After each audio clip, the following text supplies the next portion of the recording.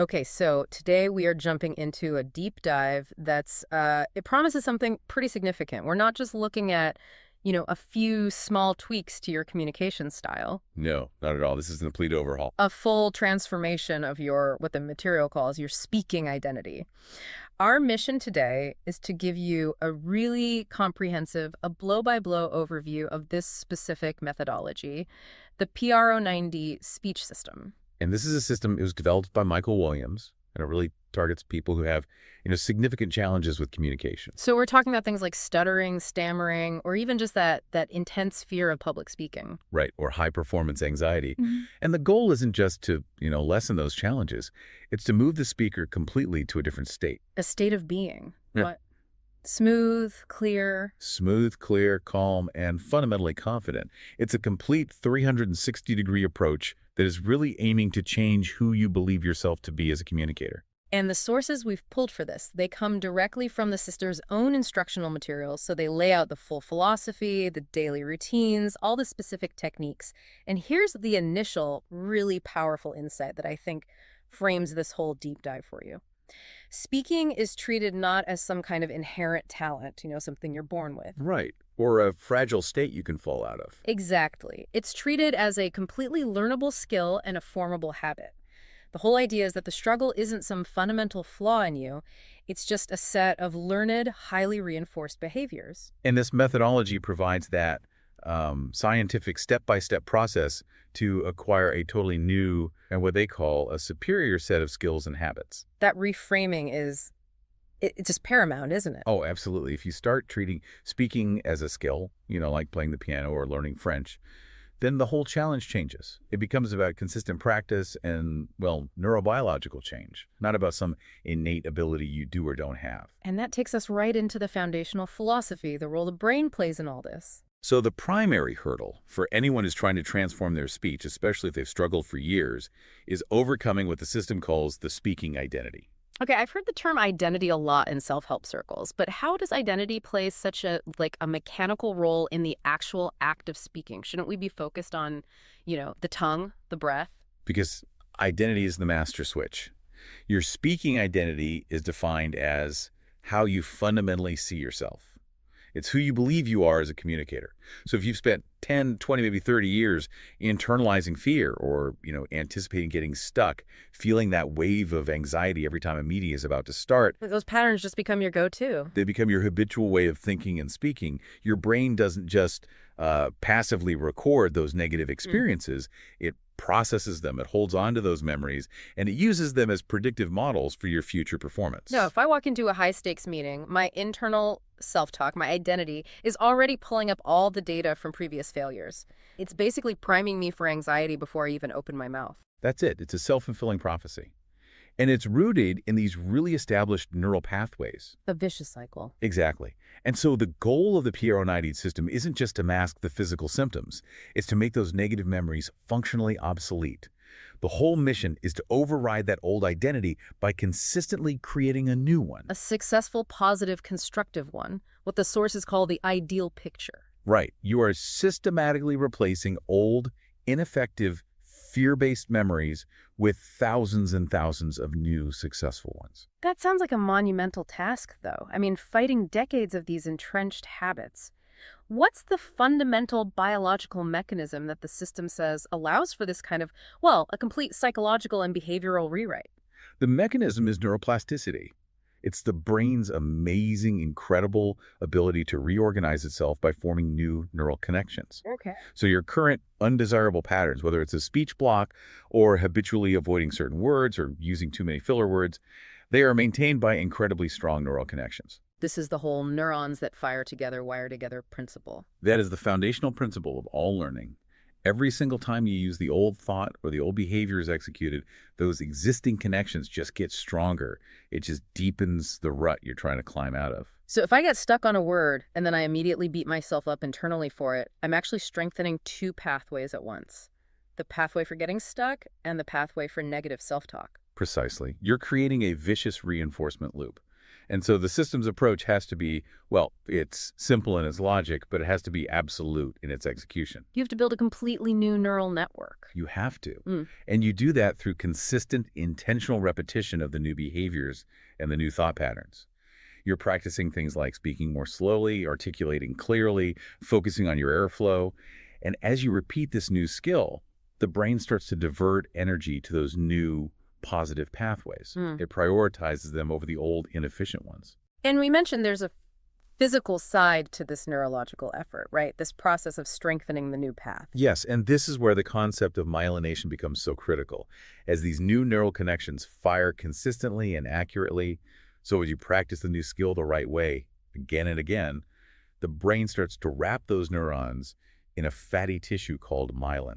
Okay, so what is myelin? Like insulation?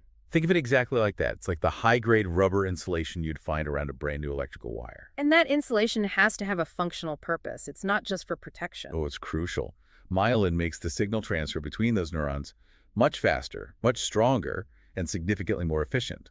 The ultimate result of all this myelination is automatization.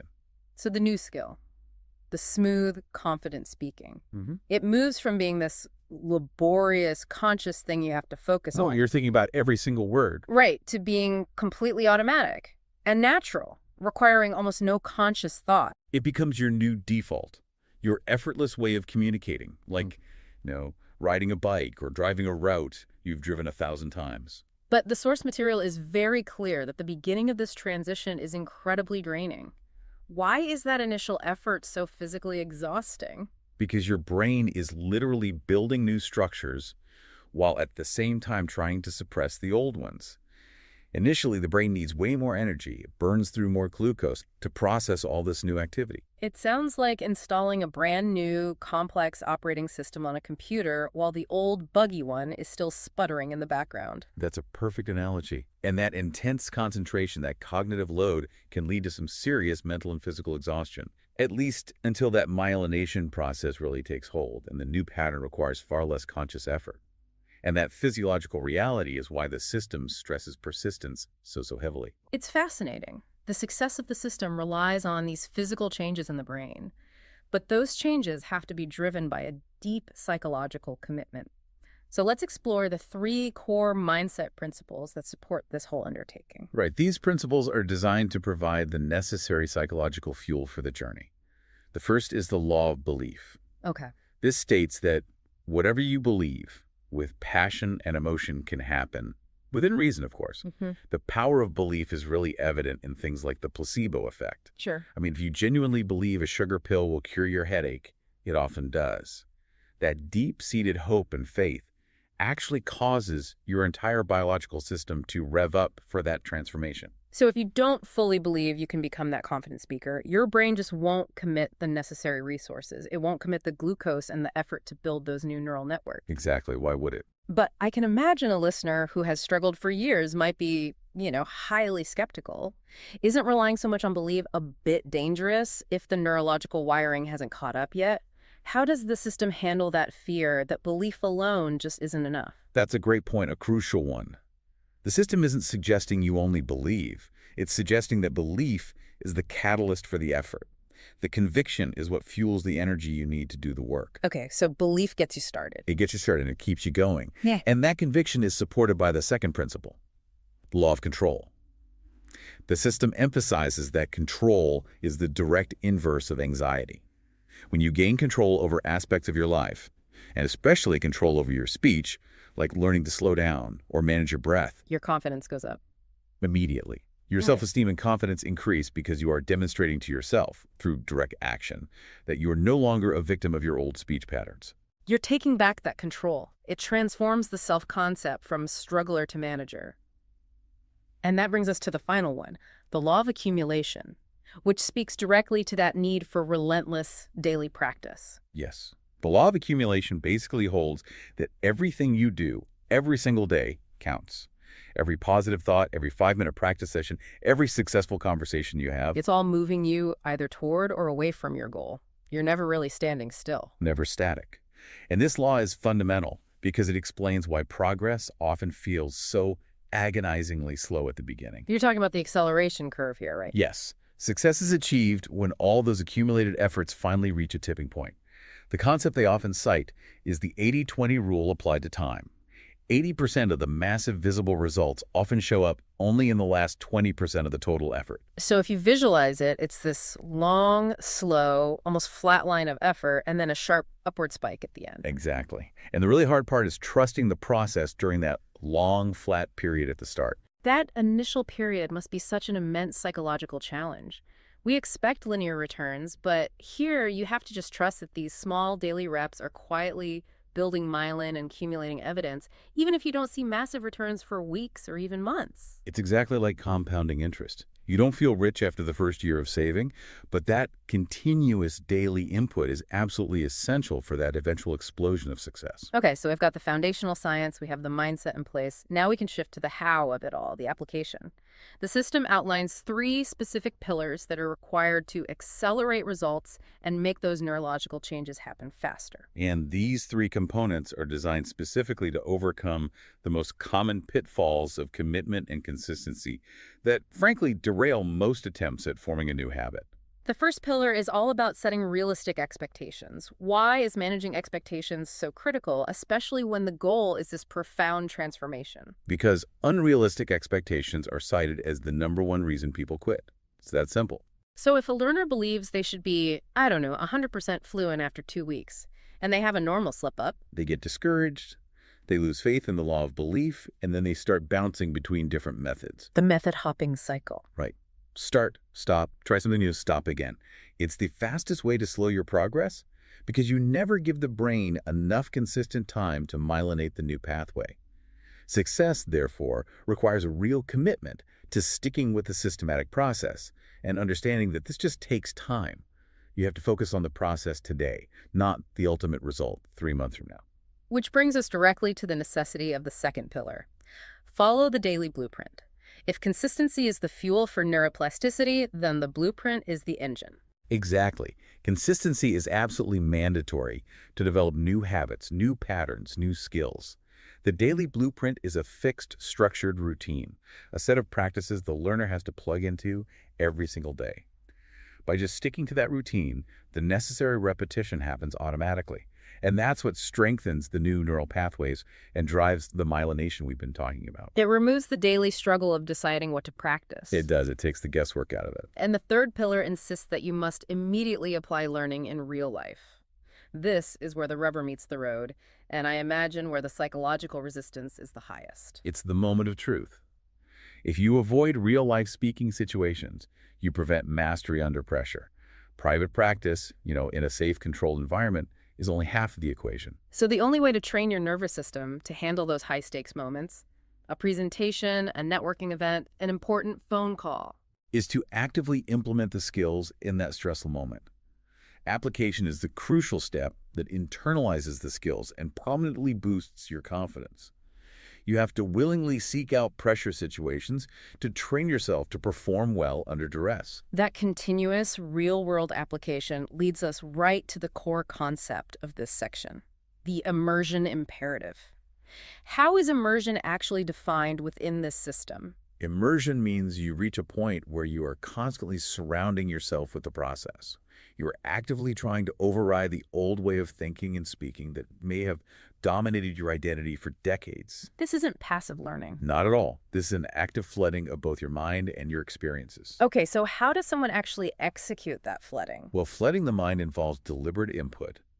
Listening to audio of your model speaker, doing verbalization practice, visualization, constantly feeding your brain constructive information. But flooding your experience is arguably even more important. And that means It means practicing the new style every single time you speak, whether it's a formal presentation or just ordering a coffee. This system is crystal clear on this. If your consistency is lacking, if you allow the old, comfortable patterns to creep back in during safe conversations with family or friends. then the brain won't build and strengthen the new connections enough. Right. And as soon as you hit a higher pressure situation, that new style just won't have the dominance it needs to override the old fear. That's a pretty harsh psychological requirement. You have to be willing to give up the comfort of those safe zones to make sure the new style becomes dominant. It's mandatory. If you turn the new style off even for a few hours, those old neural networks get a chance to reassert themselves. The system warns that without this level of immersion, your speech will just remain frustratingly up and down for years because your brain is constantly trying to switch between two competing operating systems. Okay, so immersion requires a massive time commitment. And since most people are incredibly busy, the system offers two strategic practice techniques to accumulate this time effectively. Let's start with a mini habit strategy. This is such a powerful tactic for overcoming inertia. Instead of aiming for some overwhelming 45-minute practice session, you start with steps that are so small, so basic, that they are literally impossible to skip. And the rationale is just to build the habit pattern first. Exactly. You ensure daily compliance before you start demanding high effort. Can you give us a granular example of how someone would integrate this into their morning routine? Sure. A mini habit might be performing one single 7777 breath exercise before you brush your teeth, or practicing 1 minute of modeling immediately after you pour your first cup of coffee. By anchoring these tiny sub-1 minute habits to something you always do, like using the bathroom or checking your phone, you eliminate the mental resistance to starting. Yeah, always have permission to do more if you feel like it. Right, but the minimum required effort is so small, it guarantees the habit sticks. It ensures that streak of consistency remains unbroken. That leverages existing behavior patterns, which is just genius for habit formation. The second technique, using transitional time, is all about accumulating the necessary hours without feeling overwhelmed by having to block out these long stretches of time. Transitional time is called the most effective way to accumulate practice time because it transforms dead time into productive time. It refers to all those in-between moments. Like driving, walking the dog, standing in line at the grocery store. Waiting between meetings, even exercising. This strategy allows you to accumulate significant practice time. For example, 3 15-minute drives plus a 5-minute walk is 50 minutes, without the mental burden of trying to carve out a massive, dedicated block from your day. And the benefit goes beyond just the sheer volume of practice. It's about maintaining that cognitive momentum we talked about. Absolutely. Practicing during transitional time keeps the modeling style, the new thought patterns, and the specific proactive speaking skills at the forefront of your mind. So if you practice blending and extending during your 15-minute commute, and then you immediately walk into a meeting, You're far more likely to remember to relax, to slow down, and to use your style during the actual interaction. It ensures the new skill is integrated into your working memory rather than, sitting in some compartment of your brain that you only access during your formal practice sessions. Okay, so with that commitment to consistent, immersive practice established, the system provides a detailed daily blueprint. We can now break down 3 of the most crucial mental and physiological routines in that blueprint. Right. Let's start with affirmations and verbalization practice. This is the tool for actively reshaping that identity. How exactly does this fit into the neuroplasticity model? This is how you proactively flood your mind with constructive information. You're substituting those destructive, anticipatory negative thoughts that usually trigger performance anxiety. The goal is to create positive mental momentum immediately upon waking up. So what's the recommendation? Select 3 targeted affirmations and perform them first thing in the morning, anchoring them to an existing habit. You do this using repetition 50 reps of each affirmation, or just repeating them with emotional intensity for 5 to 10 minutes. So you're not just passively thinking, I am a confident speaker. You are verbally and passionately declaring it. You're trying to impose a new identity onto your subconscious. Precisely. You are firing those new neural pathways for confidence. And beyond standard affirmations, the technique of verbalization is incredibly powerful. This involves speaking a desired future event, like a successful presentation or a calm phone call into existence. And you can use the present tense for that. You can, but the system actually recommends using the past tense for maximum psychological impact. The past tense, that seems counterintuitive if you're talking about the future. It does, but when you verbalize a future event as if it has already happened successfully. For example, I had a presentation yesterday and it went extremely well. I remember feeling relaxed, breathing deeply. Your brain tries to retrieve this memory. So it sees, oh, we've already had this successful experience. Right, and it anticipates the actual event is likely to happen the same way. This reduces that anticipatory anxiety and helps the brain become more efficient in executing the behavior. What's more, you can also use this technique to intentionally reframe negative past events as successes, literally rewriting the emotional memory in your mind. which then determines your future behavioral patterns. That is a powerful psychological tool. You're actively giving your brain evidence of success before the event even happens. Okay, next up is the core physical tool, the 777 breathing exercise. This exercise is foundational because it serves a dual critical purpose. It provides greater breath control, which is essential for smooth speech, and it acts as an immediate physiological relaxer. The procedure is very specific. Walk us through it. You inhale slowly through the nose for a count of 7. You hold the breath for a count of 7. And then you exhale slowly through the mouth for a count of 7. For someone with choppy or quick speech, this sounds like a massive discipline effort. What's the key to mastering the exercise? The control aspect is paramount. A lot of people find they run out of air before they reach the full count of 7 on the exhale. If you can't maintain that slow, controlled rate, it means you lack control over your respiratory muscles. And mastering that builds better breath capacity. And control, which directly translates into the ability to maintain the continuous airflow you need for smooth speech. Excellent communicators often take deeper, quieter, nose-based breaths to maintain energy, oxygenate the brain for clearer thinking, and just achieve overall poise. And the relaxation benefit is immediate, right? It is an immediate vagus nerve activator.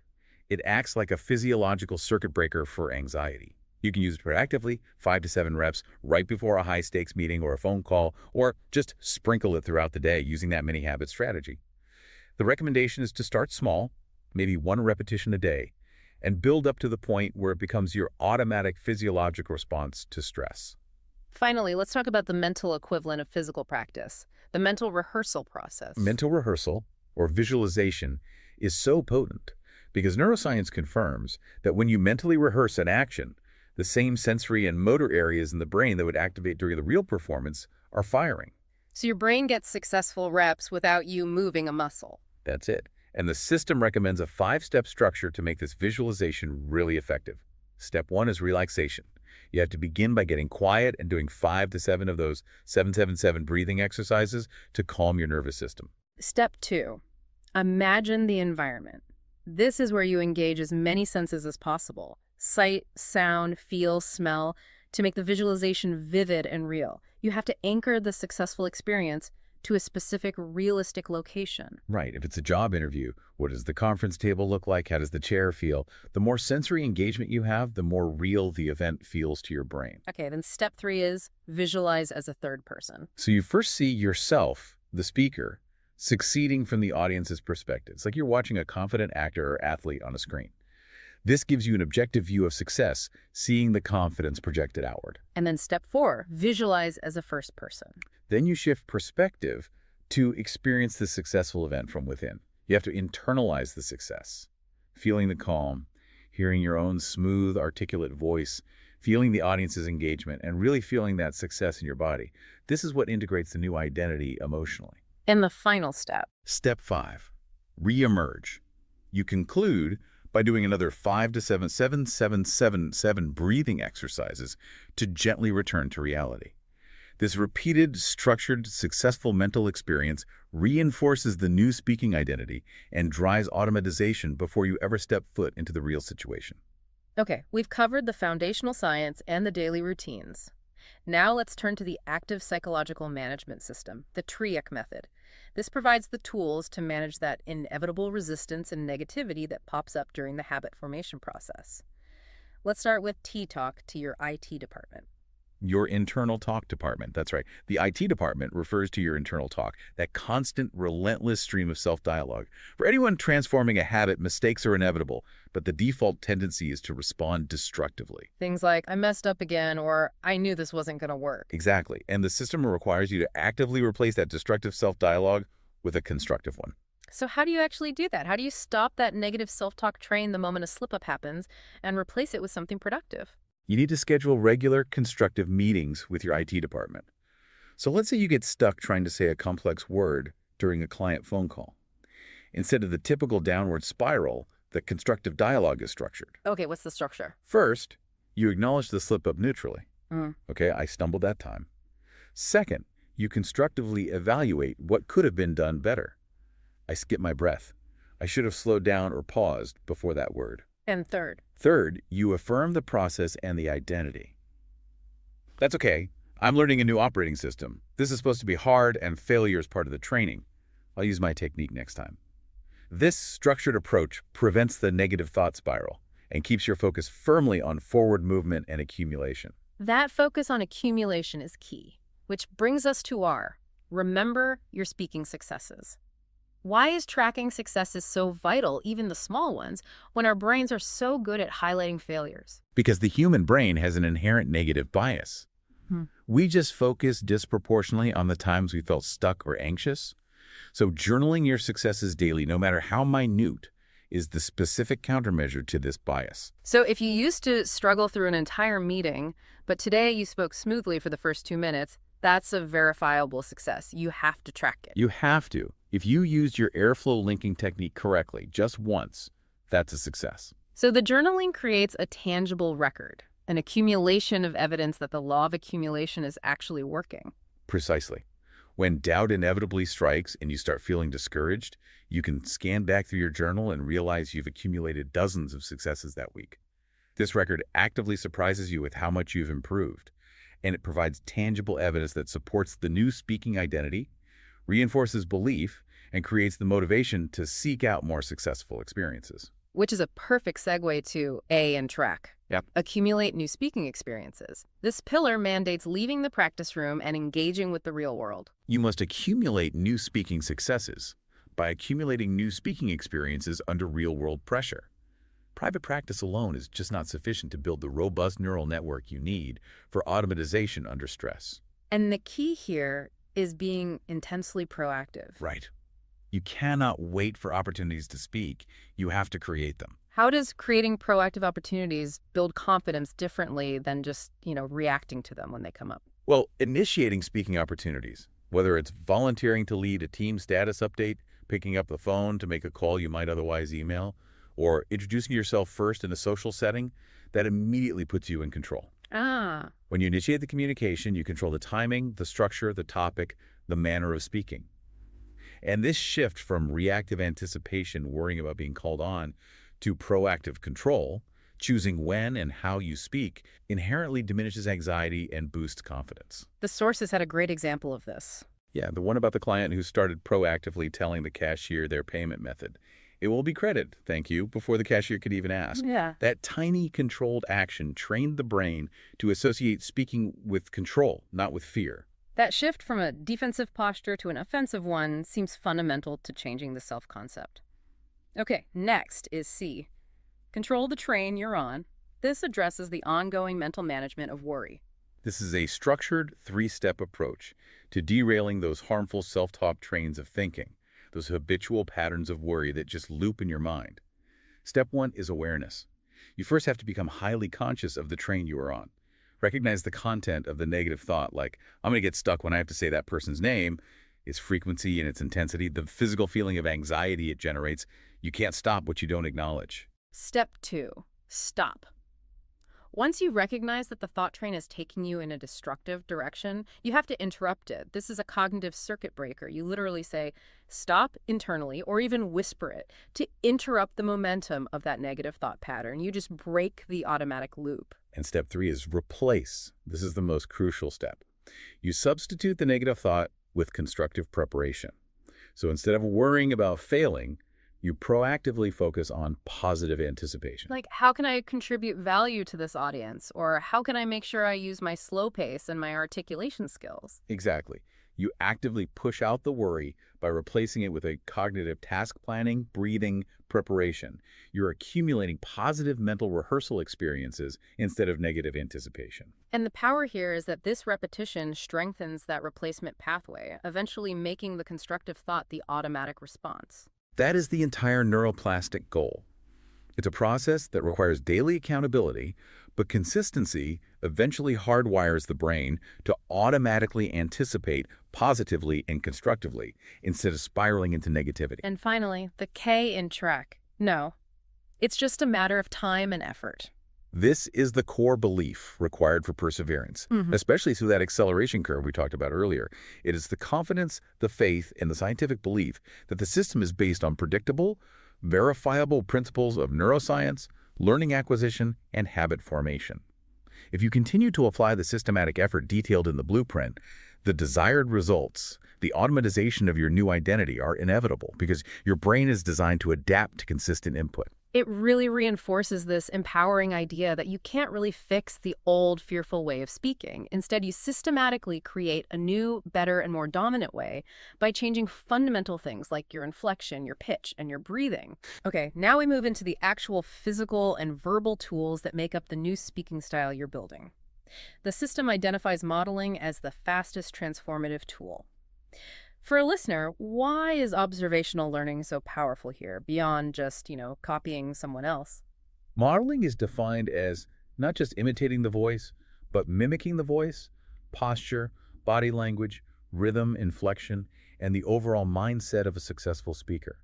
The power lies in drastically accelerated learning. When you combine hearing, seeing, saying, and doing, which modeling requires, you engage multiple sensory and motor functions. And that combination, according to learning studies, can dramatically increase retention and the strength of the new neurological pathway. So what's happening psychologically when you're modeling someone else's performance? You are temporarily allowed to borrow the confidence and the speaking style of your model. You're effectively bypassing your old negative identity. Your brain starts to mimic the successful output. The sources had a really powerful anecdote about this. Yes, the client preparing for a speech contest.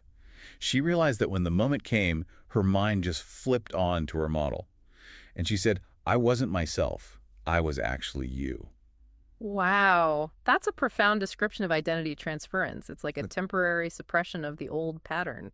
It confirms that by studying and practicing the model's successful style, their posture, their gestures, their rhythmic tone, the neural connections managing those activities in your brain begin to communicate and strengthen.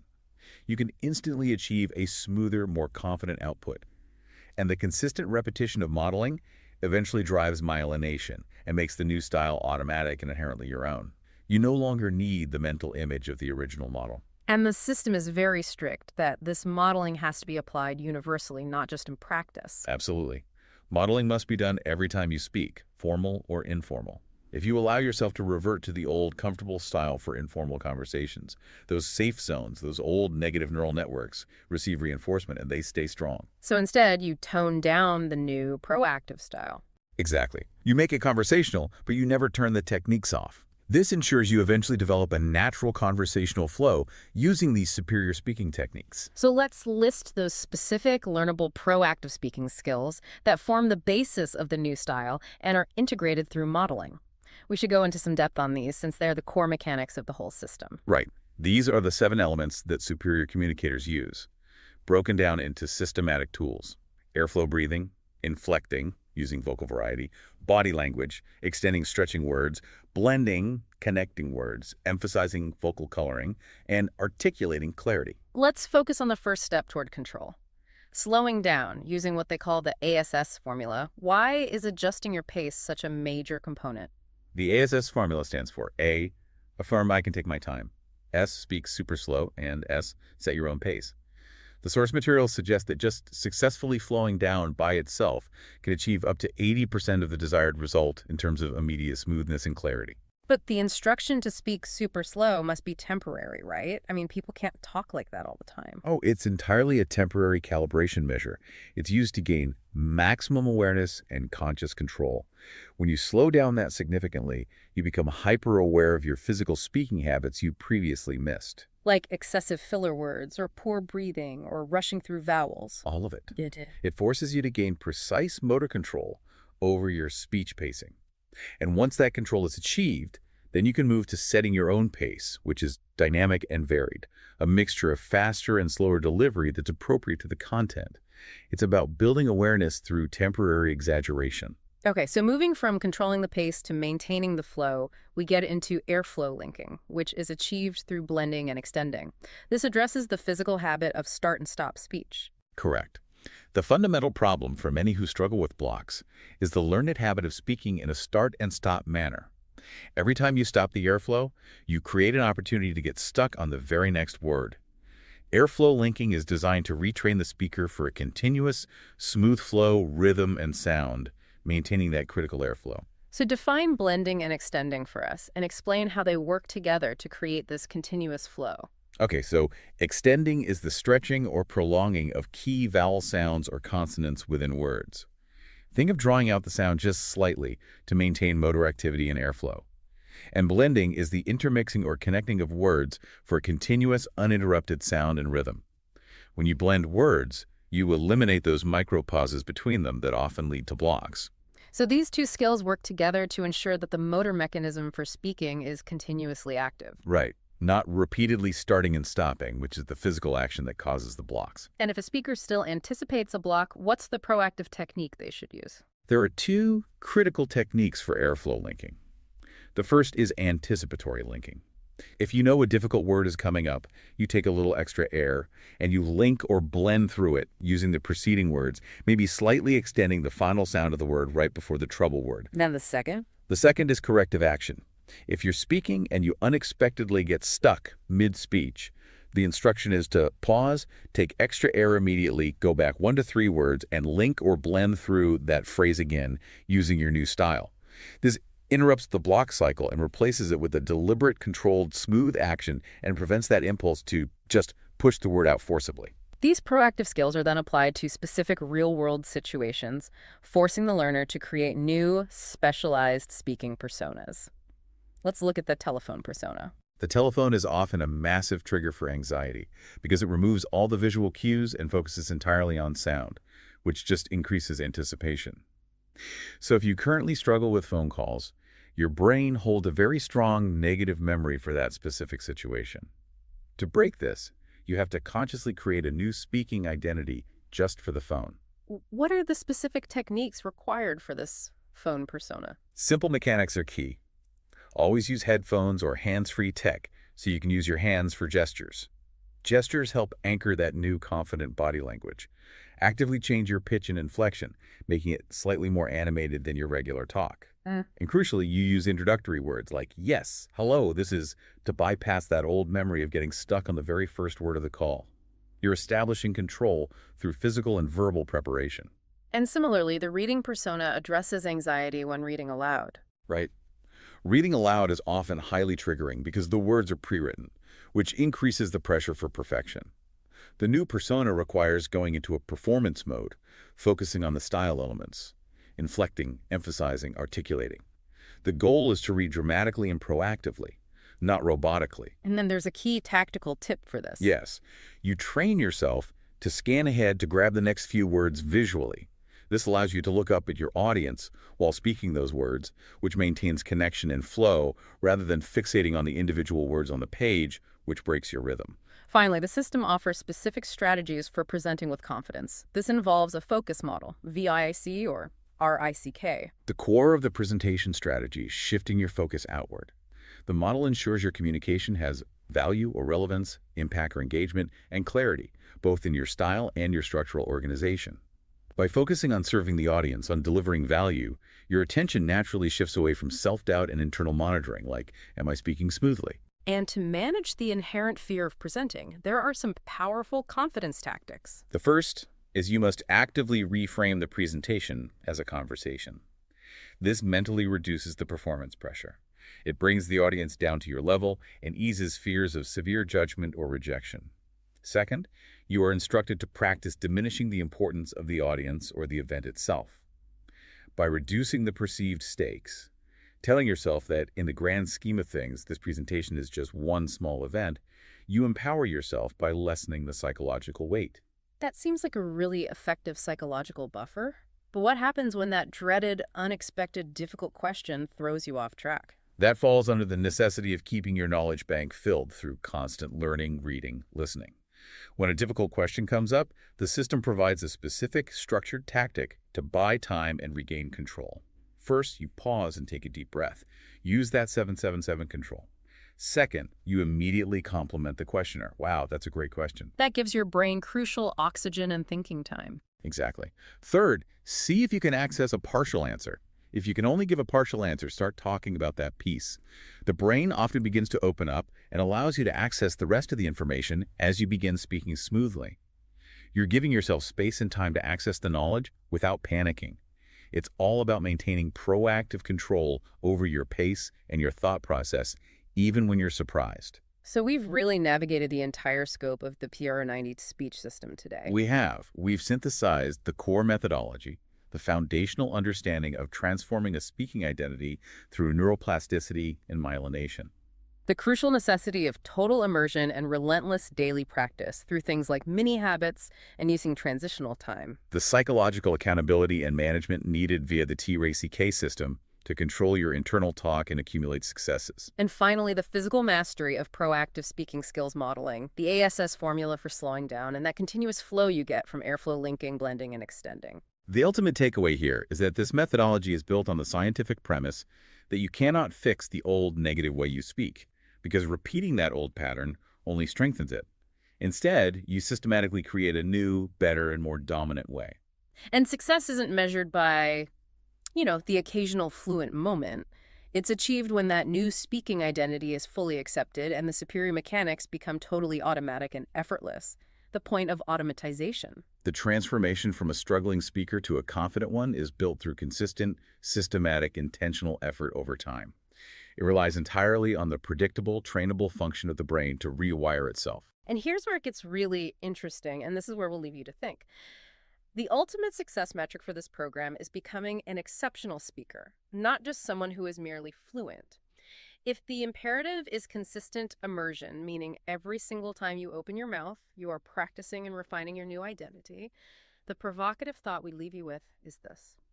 What aspects of your current speaking life, however comfortable or informal, are you prepared to fully challenge and change, knowing that embracing that initial exhausting struggle is the necessary prerequisite for achieving the greatest, most confident success? We'll let you chew on that.